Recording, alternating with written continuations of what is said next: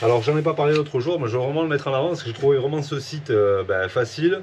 Et puis surtout, quand on cherche des câbles de qualité, vraiment, je vous conseille. Je ne vais pas de part chez eux, c'est pas de placement de produit, j'ai rien, aucun avantage, je ne savais même pas que je vais parler d'eux, mais honnêtement j'ai trouvé ce site cool et qui est vraiment dans la lignée de ce qu'on recherche dans des camions aménagés ou des camions de 4x4 d'expédition. Donc c'est le comptoir du câble.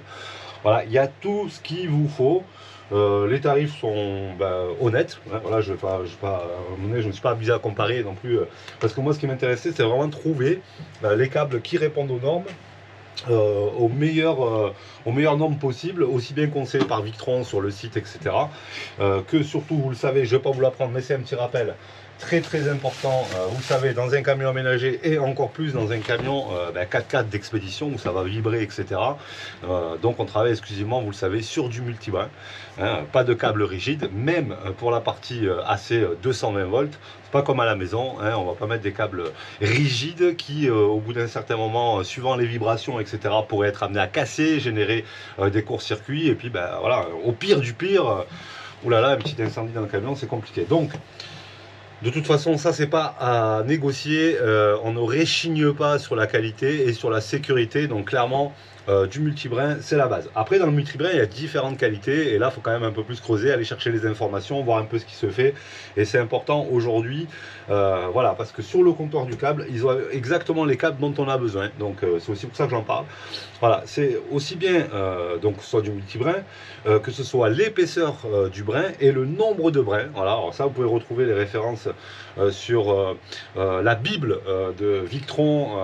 Alors, c'est un titre en anglais, je ne l'ai plus en tête, mais où en fait, il y a tout un explicatif d'une quarantaine de pages sur les bases, les bonnes bases, aussi bien de la gestion d'un parc batterie, de comment brancher en parallèle, en série, etc. Et puis, justement, il y a un focus sur les câbles. Lisez ça, ce sera très formateur pour vous. Et donc eux, ils parlent justement d'une certaine densité de brins, d'épaisseur de brins, etc. Bon, pour aller au plus court, clairement, pour faire simple, il va vous falloir une référence qu'on va appeler vulgairement du VK ou du HK 07. Alors 07, c'est dans certaines dimensions, mais voilà, vous aurez donc du H07 VK, donc ça c'est en 6. Et ça, voilà, c'est vraiment la qualité optimale qu'on peut utiliser, donc soit dans les bateaux, soit dans les versions électriques mobiles, voilà, donc où on va avoir le moins de déperdition au mètre carré, avec le nombre de brins suffisant, l'épaisseur de brins suffisant. Hein, ça, c'est important pour la déperdition au mètre linéaire, éviter que les câbles chauffent, éviter d'avoir une déperdition d'énergie du point A au point B. Et puis, c'est du câble souple, j'y reviens encore une fois, mais au moins ça ne casse pas de risque, voilà, avec les vibrations. Donc vraiment, c'est top parce que vous allez pouvoir trouver sur ce site-là toutes les tailles de câbles. C'est vendu au mètre, donc vous choisissez les longueurs que vous avez besoin à travers vos plans, vous faites vos sections et puis voilà, hein, vous allez pouvoir remplir le panier au mètre. Du rouge, du noir, toutes les couleurs. Alors j'ai pas encore reçu mon côté 220 ou même le multibrin pour la terre ou la masse. Hein. Donc là j'ai même eu, vous savez, le câble vert, c'est quoi, c'est vert jaune, ouais, vert jaune pour la terre ou pour ma masse. Donc ça va être, au moins je respecte les codes couleurs et c'est cool. Donc noir, rouge, bon là c'est aussi simple que ça. Et puis après vert jaune pour la masse ou pour la terre. Donc l'avantage, c'est que vous avez toutes les sections, toutes les longueurs, toutes les cosses. C'est-à-dire, là par exemple, j'ai des boîtes à cosses. C'est un peu lourd. Donc là, vous voyez, 80 cosses. Hein, voilà. Donc des cosses prêts à sertir. Vous avez différents diamètres de trous, hein, ou le 8, le 6, le 10. Enfin voilà, je ne vais pas vous apprendre ça. Et puis le diamètre du câble. Donc ça, c'est le boulot qu'on va faire aujourd'hui. On va donc mesurer faire les trous. Faire la présentation du matériel, les dessiner, faire les trous, calculer nos longueurs de câble, couper nos câbles et donc sertir les cosses et présenter déjà à froid, si j'ose dire, l'installation électrique. Voilà, ce qui fait que après je pourrais numéroter ou en tout cas étiqueter. J'avais pris mes étiquettes donc, qui sont ici. Parce que quand on fait un kit, après, il faut numéroter ou en tout cas noter, hein, chacun sa technique. Moi, ce que je vais faire, c'est que je vais mettre une petite étiquette, hein, et ça, je saurai que c'est le câble qui va de là à là, qui va de là à là, qui va de là à là. Ça, quand je démonte, si je démonte tout, au moins j'ai tout à ranger et tout est facile d'accès et retrouvable pour le remontage. Parce que je le dis aujourd'hui, c'est un pré-montage, c'est une présentation. Je pourrais stocker ça comme ça, mais de toute façon, quand je vais le monter sur Mani, je vais être obligé de monter parce qu'il est hors de question que je laisse des plaques brutes. Bon, c'est mon choix, hein. Des plaques brutes comme ça dans la soute. Je veux faire un habillage Dibond à la fin pour rappeler un peu cet effet fibre qu'on retrouve dans les cellules frigo. Voilà, blanc. Donc j'ai commandé un Dibond, un panneau Dibond. Alors pour ceux qui ne connaissent pas le Dibond, c'est une plaque d'aluminium posée sur 3 mm de mousse, hein, d'isolant.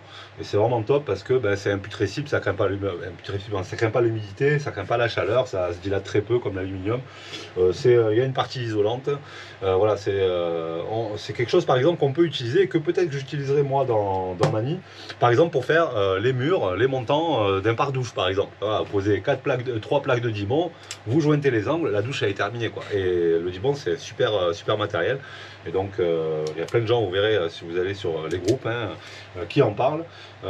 C'est quelque chose qu'on a discuté, voilà, notamment avec Jonathan, chasseur de camions aménagés, où voilà, il utilise aussi beaucoup du Dibond. Christophe utilise aussi beaucoup du Dibond. Nous, parce que dans la menuiserie, on utilise aussi le Dibond, aussi bien dans les salles de bain, etc. Donc là, ce sera une plaque de Dibond que je couperai pas en deux. Donc les deux seront solidarisés à travers le Dibond.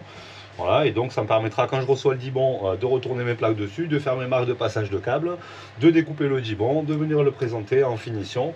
Et voilà, on sera sur quelque chose de propre et de qualitatif. Voilà. Donc voilà l'objectif de la vidéo aujourd'hui.